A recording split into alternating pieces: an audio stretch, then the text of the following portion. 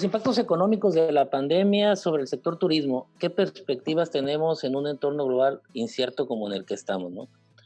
Precisamente porque, bueno, ayer lo comentábamos, nadie esperaba los efectos que ha tenido la pandemia sobre la economía global en general, en los distintos sectores económicos, y bueno, el sector turismo evidentemente es uno de los que más sufre, así como el sector construcción, digamos, es referente para entender que la economía se va recuperando o se va colapsando. El sector turismo también sabemos que es el primer sector que se ve afectado, sobre todo con fenómenos de este tipo, ¿no? Bien. ¿Qué panorama global teníamos previo a la pandemia? Fíjense bien, esto es lo que había previo el año pasado. El año pasado, cuando todo eran rosas, eran pasteles, todo el mundo era feliz y todo el mundo estábamos contentos en casa. Se registraron 1.500 millones de llegadas de turistas internacionales a nivel global. Todos los datos que voy a presentar ahorita son de la OMT, ¿no? De la Organización Mundial de Turismo.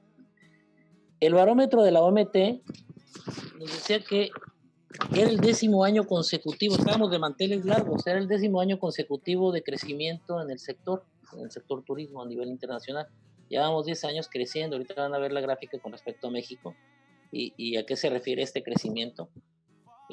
Digamos a nivel como economía internacional estábamos bastante felices porque no solo había un crecimiento del sector turismo, ayer lo comentábamos, el mismo precio, por ejemplo, del crudo, del petróleo, había tenido una expansión de 10 años y pintaba que todo iba a seguir en ese ritmo de crecimiento, de expansión.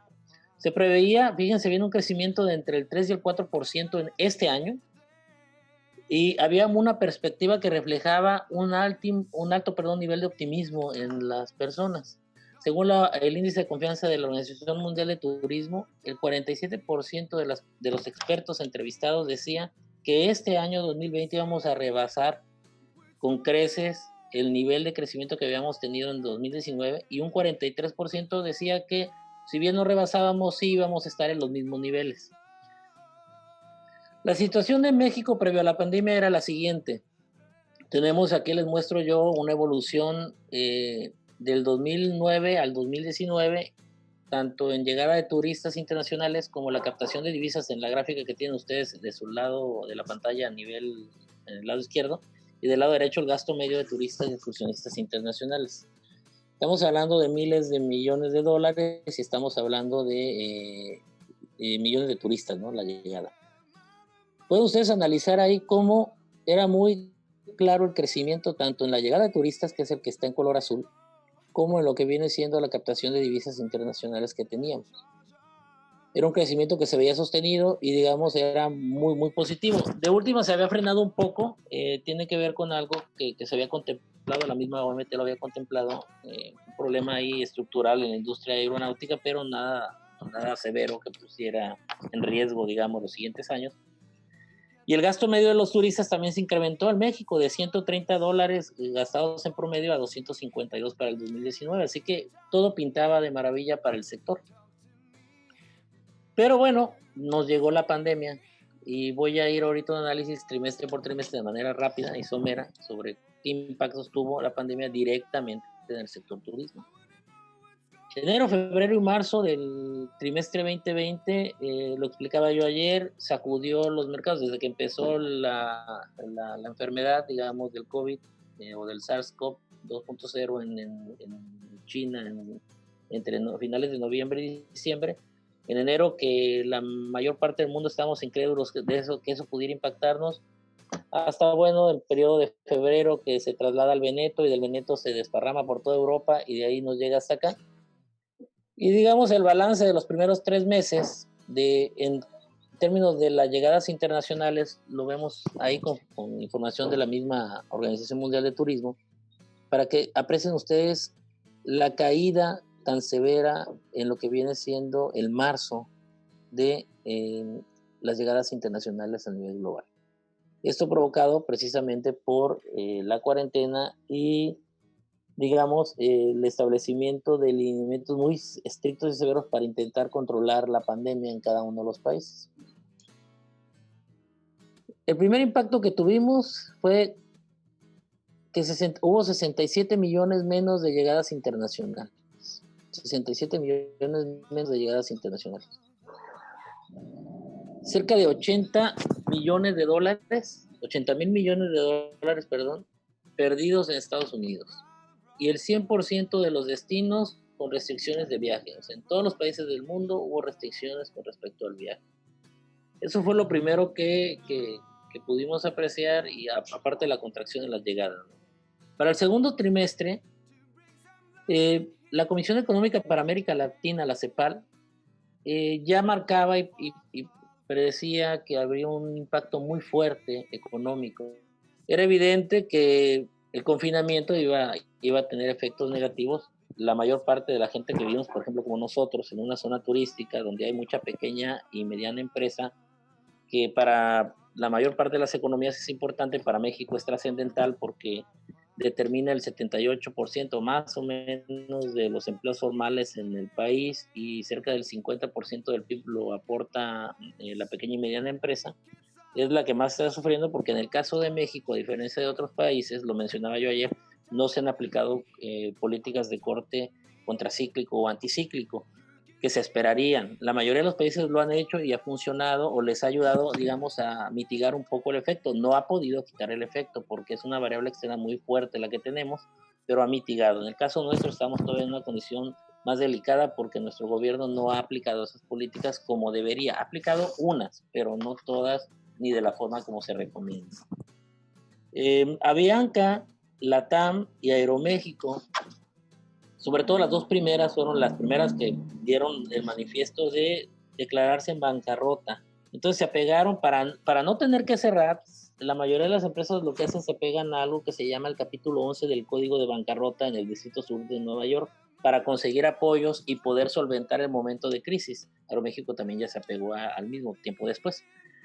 Estas tres aerolíneas son las importantes para Latinoamérica. Imaginen ustedes el nivel de contracción del mercado para que se haya tenido que llegar a estos niveles.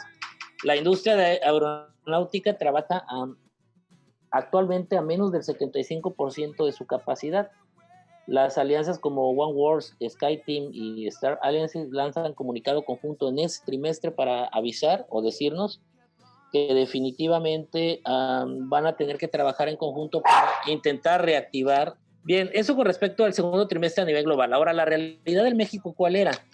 El turismo internacional se desplomó en México, fíjense, 74.8%, una caída abrupta. Y nosotros la resentimos. Por ejemplo, un estado como Baja California Sur, donde estamos, resiente muchísimo este tipo de impactos. INEGI reportó una caída de 92.1% en el turismo vía aérea. El turismo fronterizo cayó en México 60%. Las pérdidas en junio se asociaron al 88.3% con respecto al mismo año, el mismo mes, perdón, del año anterior. O sea, con respecto a 2019, perdimos 88.3%. Y la derrama económica cayó en 45.6% durante el segundo trimestre. Para septiembre, casi al finalizar el tercer trimestre, el Consejo Mundial de Viajes y Turismo nos reportó pérdidas por 230,000 millones de dólares en el sector. Pérdidas por 12.4 millones de empleos, lo que representa cerca de 2/3 partes de los empleos de todo el sector. O sea, así la gravedad. Si no dimensionábamos, estos datos que les traigo es para que dimensionen ustedes, porque le he dado yo seguimiento a lo largo de todo lo que viene siendo la crisis. Le he estado dando yo seguimiento precisamente a lo mismo. Y no solo en ese sector, sino en todos. Y todos los sectores, lo veíamos ayer, se están contrayendo, se contrajeron sobre todo en el primero y segundo trimestre, y ahorita con la apertura obligada por la normalidad, que no es normalidad como tal, no ha permitido, digamos, llegar a niveles, digamos, considerables. México es el destino latinoamericano que más turistas recibe.